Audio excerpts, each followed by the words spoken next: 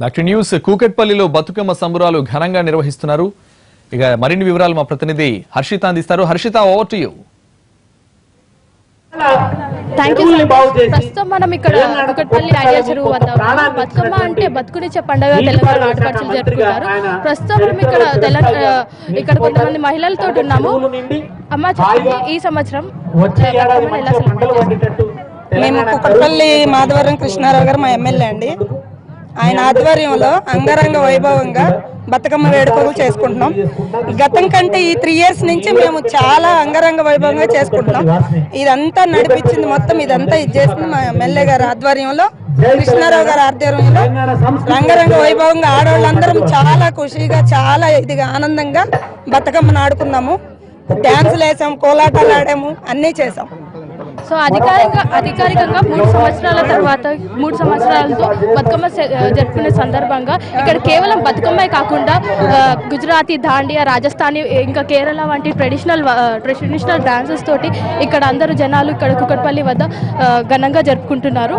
ఇక్కడ పోలీస్ సిబ్బంది కూడా ఎంతో పటిష్టంగా ఇక్కడ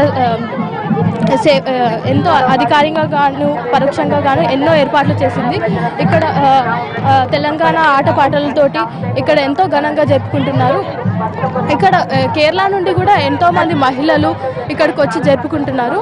ఇక్కడ ప్రస్తుతం ఇక్కడ బతుకమ్మ కూడా ఆడడం మనకి ఎంతో జరుపుకుంటున్నారు.